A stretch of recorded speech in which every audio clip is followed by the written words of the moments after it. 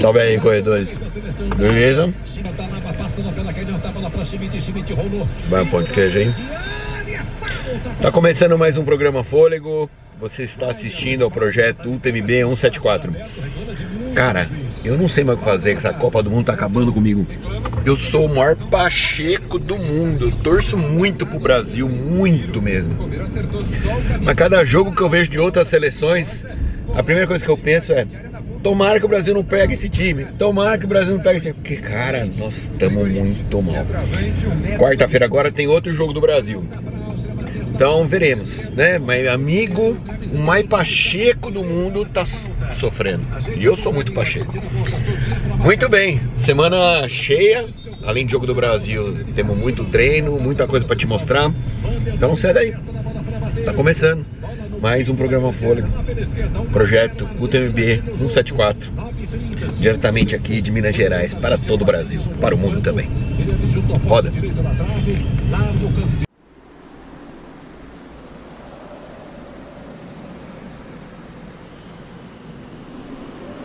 Faz muito tempo que a gente se encontra por aqui. Você já me viu correr atrás do Qualify para Boston, já me viu fazer uma maratona por dia nos 800 quilômetros do Caminho de Santiago, esteve comigo no deserto do Saara e na Calota Polar. E mais recentemente você me viu espantar a Uruca de 10 anos na Ilha da Madeira. 100 quilômetros, 100 maratonas, 100 limites. E agora chegou a hora de alcançar os 3 dígitos também num outro sistema métrico. Dizem que o ultramaratonista só chega à sua maturidade quando completa uma prova de 100 milhas. Pois então chegou a hora desse corredor maduro se aventurar nessa distância. Mas não será qualquer prova. Eu vou logo estrear na maior do planeta, os 174 quilômetros do UTMB em Chamonix. Uma prova com mais de 10 mil metros de desnível positivo que passa por França, Suíça e Itália numa pancada só. E é considerada a Copa do Mundo da corrida de montanha. Para isso, eu vou ter que me preparar para correr por 2 noites inteiras, treinar meu corpo para enfrentar a exaustão e ainda torcer para que nenhum imprevisto aconteça. Venha comigo em mais essa aventura. Toda segunda eu te mostro como foi a semana rumo à prova mais dura da minha vida. Te garanto que não vai faltar perrengue, suor e emoção. Tá começando mais um UTMB 174 do programa Fôlego.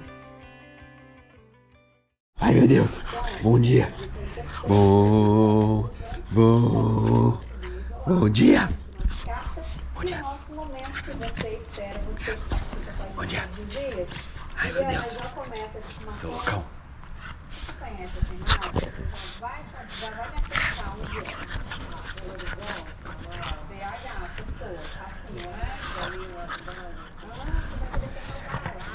Dá um abraço aqui.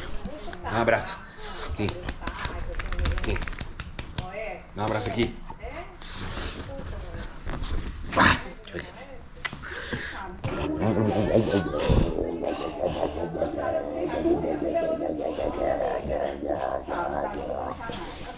Essa aqui você não vai adivinhar. Não porém, eu tô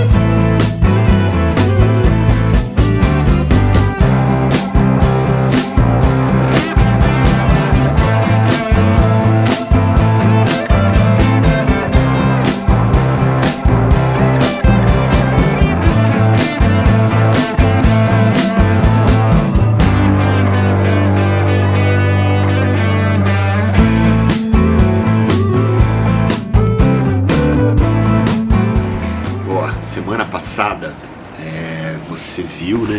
Eu fiz esse treino da Agulhas Negras, que é o nosso treino de subida. Parece que eu tô no estúdio aqui, né? Esse treino na semana passada eu fiz 3 subidas de 800, que dá exatamente da base da Praça da Bandeira até a portaria do parque, e fiz ele 2 vezes, então deu um total de acumulado de subida de 4.800. Hoje foram 4 subidas de 2.000, ou seja, deu um total acumulado de subida de 8.000.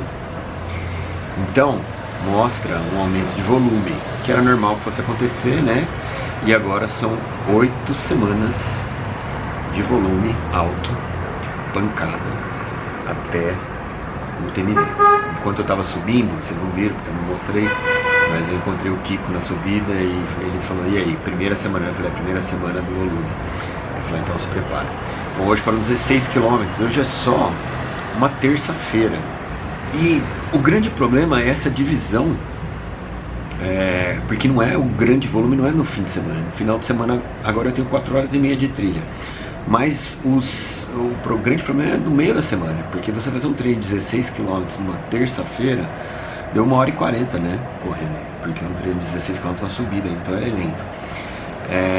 Na quinta-feira eu tenho uma rodagem de 1h30, e nos outros dias, apesar de eu ter musculação, também tem 45 minutos, 1 hora de rodagem depois desses treinos, né? Amanhã tem treino de perna, aquele treino de pancada, e depois tem 1 hora de rodagem. Então o volume começou a subir, o que era esperado, normal, mas agora o bicho começa a pegar. Certo? Deixa eu falar um negócio pra vocês, uma curiosidade que talvez possa servir como até uma informação de serviço pra vocês. Se liga. Quando eu fui correr Cape Town esse ano, eu tava num grupo da Camel e um dos caras o cara que tava no quarto comigo, ele era amigo do Nilson Lima. E ele falou assim, o Nilson Lima tá vindo, mas não vê, não sei se vocês conhecem o Nilson Lima, é o cara que mais tem maratona no Brasil, tem mais de 400 maratonas, um corredor incrível. E ele tava com tudo pago para ir para Cape Town para fazer a 8ª Major dele também, quando ele foi sair da Europa para ir para África do Sul, e eles olharam pro passaporte dele, e o passaporte dele não tinha páginas livres, né? Tinha acho que uma página livre, e ele foi impedido de embarcar, cara. Quando eles me falaram isso, eu já tava em Cape Town, e eu fui olhar o meu passaporte, cara, ele não tem páginas livres, cara. Ele tem, pra te falar a verdade, ele tem 2 páginas livres, que a última não vale. Então ele tem 2 páginas livres. O resto tá tudo preenchido. E aí, o que aconteceu? Isso é um passaporte usado, né? O que aconteceu? Eu conversei com o pessoal da American Visa, porque o meu visto americano, ele vence agora também em outubro, e no segundo semestre eu tenho 2 viagens para os Estados Unidos, uma em outubro, que eu vou contar para vocês em breve, e outra em dezembro lá pro Running Event. E aí eu falei assim, eu preciso de um visto novo, e aí mandei meu passaporte para fazer o visto, e eles olharam, viram que tinha só 2 páginas livres, e falaram que meu passaporte tá rasurado. Isso aqui é meu passaporte. Caras, isso é um passaporte usado. E aí, o consulado americano não aceitou dar o visto pra mim, me mandou uma carta falando que eu precisava trocar o meu passaporte, porque ele não é aceitável para colocar o visto americano. Aqui, ó, passaporte danificado, favor, envie novo passaporte. Ou seja, o pessoal da American Visa está me ajudando agora a fazer um novo passaporte para que eu possa enviá-lo para o consulado americano. E aí sim, os americanos vão aceitar emitir um novo visto para mim. Olha que beleza. Mas tudo bem, vamos fazer um passaporte novo. Pior que esse passaporte ele tá válido até janeiro de 28. Mas infelizmente eu usei ele demais. Então gastei muito. Vamos fazer um passaporte novo. E aí ele tirou um novo visto. Mas isso é uma dica que eu tô te dando, porque agora eu vou pra China de novo, né, em julho. E eu pretendo ir com o meu passaporte novo, porque eu não quero correr o risco de chegar lá com 2 páginas livres só e eles impedirem a minha entrada, porque tem muitos países que exigem no mínimo 3 páginas livres para você poder entrar no país. Então fica essa dica de serviço aí para você. Outra coisa que eu vou te falar, isso é uma outra dica bem legal. Quando você vai fazer treino de subida, você tem que pensar que o seu corpo vai estar num nível de inclinação que você invariavelmente vai estar exigindo da sua panturrilha e não vai estar conseguindo, principalmente no momento da subida, não vai estar conseguindo fazer o strike com o calcanhar. Você vai estar sempre forçando com o médio pé na subida, por causa da inclinação do seu corpo. Nesse caso, um tênis de placa na subida pode te atrapalhar, pode te incomodar, porque o tênis de placa não permite flexão, né, do pé. Então você vai estar o tempo inteiro forçando mais ainda a panturrilha se você tiver com tênis de placa. Então eu tenho usado o Racer Carbon para treinos de tiro, mas para os treinos de subida eu tenho usado o Speed Rocker, que não tem placa. E mais do que isso ainda, tem um rocker muito legal, e quanto mais rocker o seu tênis tiver, para os treinos de subida, melhor. Guarda essa dica aí. Salve aí, time. Quarta-feira, hoje tem jogo do Brasil. Eu tô tão nervoso com essa caceta desse jogo. Eu gosto, entendeu, do Brasil. Gosto de torcer pra seleção brasileira, mas tá difícil. Hoje é à noite, né? Então eu dormi mal. Eu me incomodo com umas paradas que não dá pra entender. Mas tô indo treinar. São 5h50 da manhã. O céu ainda está lusco-fusco. Já vai nascer o sol aqui em BH. Vamos pra academia. Hoje tem treino de força. E vai ser bom demais.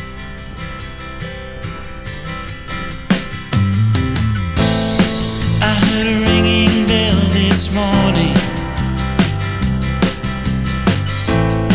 and it woke me from a dream. And in that dream I heard a warning, saying leave the rest, take only what you need. So keep on singing to those who listen, 'cause you can make it on your own. Time goes slowly, the world gets lonely, when you got no one on your side. You gotta love one another. Quinta-feira, fazendo um treino de fartlek. Eu optei vir aqui no Retiro das Pedras. É um estradão, né? Então aqui a gente consegue imprimir ritmo, diminuir, aumentar, e tem a especificidade do terreno. Sempre melhor você tá no terreno mais específico que no asfalto. Então hoje estou usando o Fila Racer Speed Zone TR. Esse tênis, ele é um Door to Trail. O que é um Door to Trail? Um tênis híbrido. Então é aquele tipo de tênis que você consegue correr no asfalto e consegue ir para trilhas abertas, assim, estradão. Ele tem uma construção em niche, então ele não é um tênis que faz um fechamento, né, que trava o seu pé. Seu pé fica bem maleável. Então ele vai muito bem para trilhas abertas ou estradão, mas não vai tão bem para trilhas mais técnicas. Só que ele é super confortável, porque ele tem uma estrutura de tênis de asfalto. Então é um tênis muito legal para quem está começando a se aventurar na trilha. Vai pegar estradão mesmo, você não vai para trilhas muito técnicas. E o solado desse tênis é da Vibram, super aderente, super seguro. Então gostei muito, tenho usado para esse tipo de treino o Fila Racer Speed Zone TR Trail. Certo? Vamos nessa? Continuar aqui. Bora.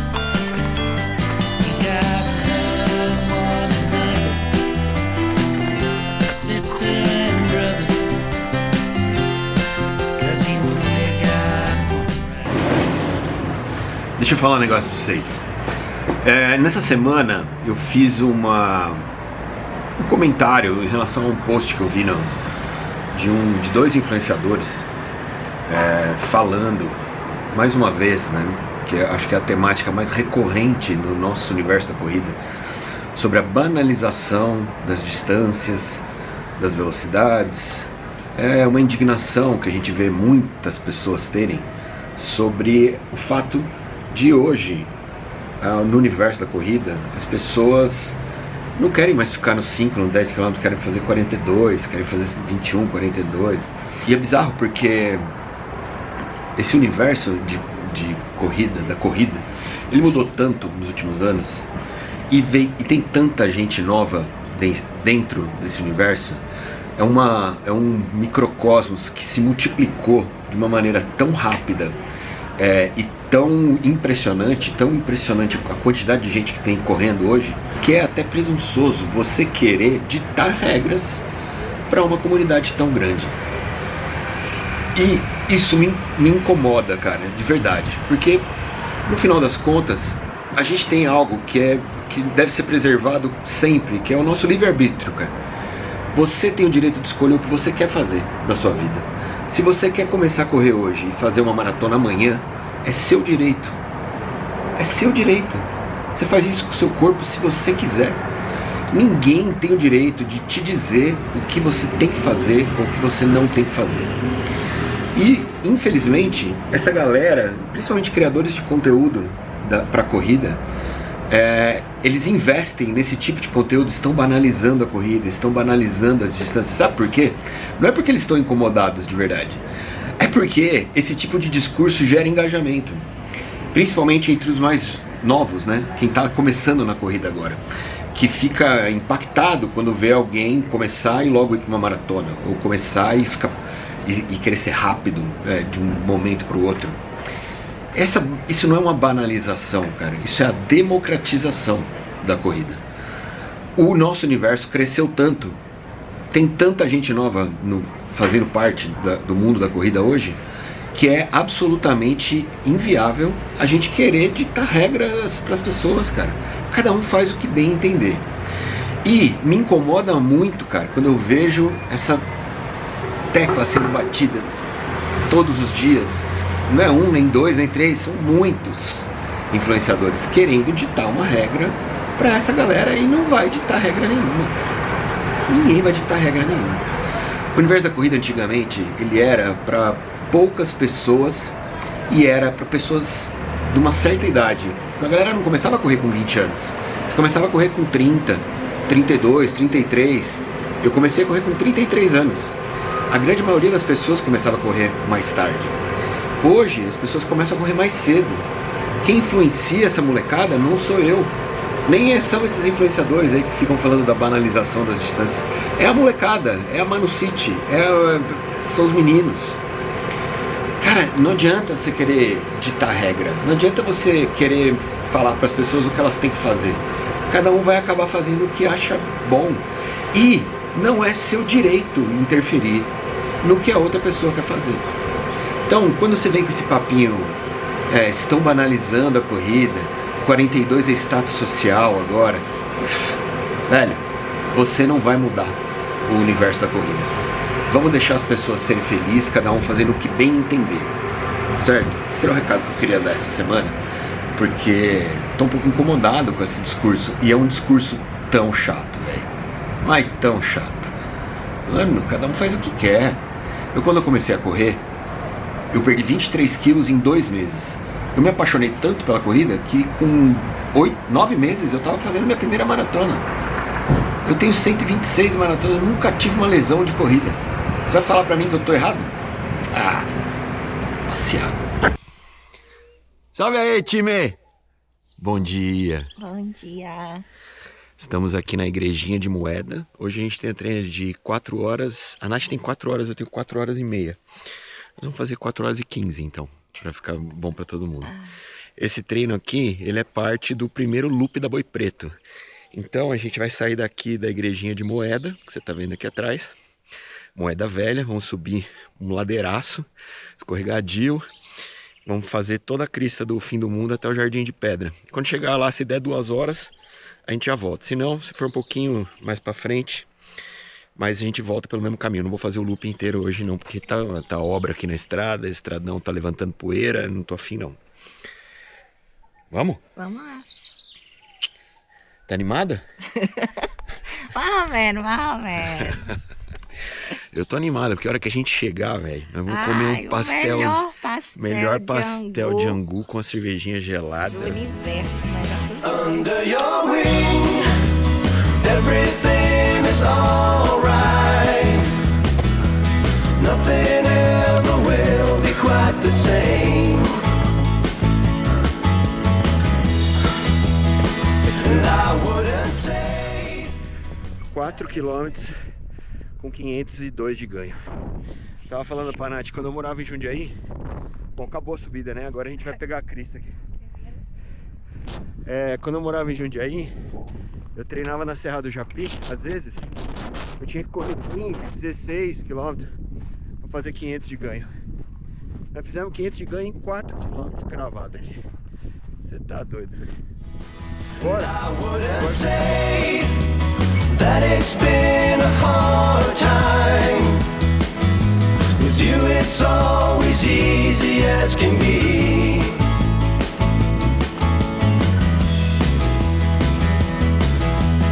I could wait a long, long time to prove that I am true. I hope you believe me. I will stay and never go away.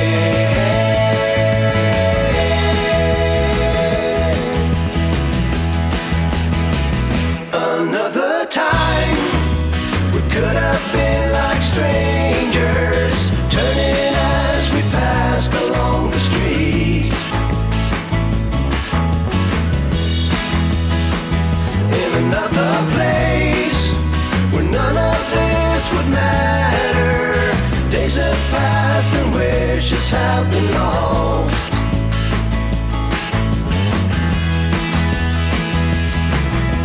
I could wait a long, long time to prove that I am true. I hope you believe me. I will stay and never go away.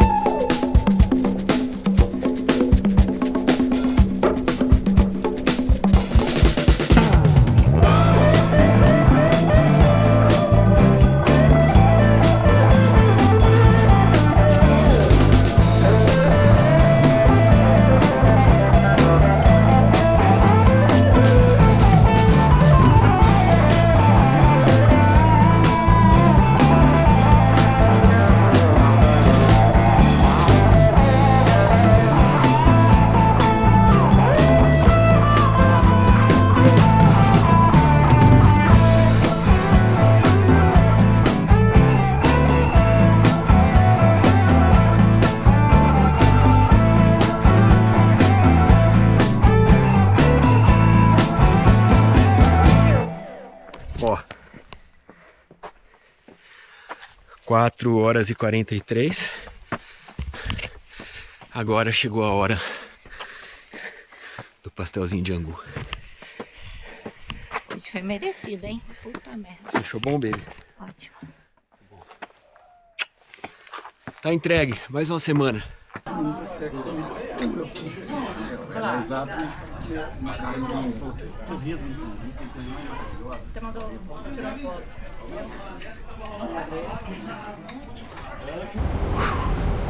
Terminando mais uma semana com aquele trotinho de domingo que você já sabe como funciona, né?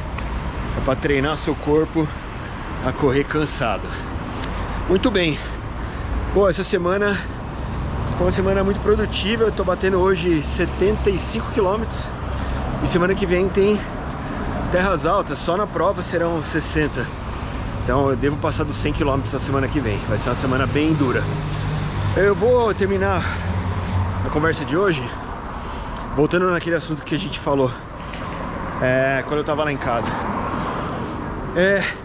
Você sabe que toda vez que eu me manifesto em relação a como esse universo da corrida se coloca, né?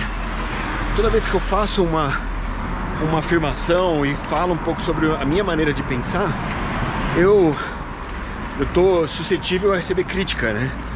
E não me entenda mal, eu não tô aqui pra tentar tolir outras pessoas ou então pra calar a maneira das outras pessoas se posicionarem. A única coisa que eu gostaria é que esse universo fosse o mais original possível.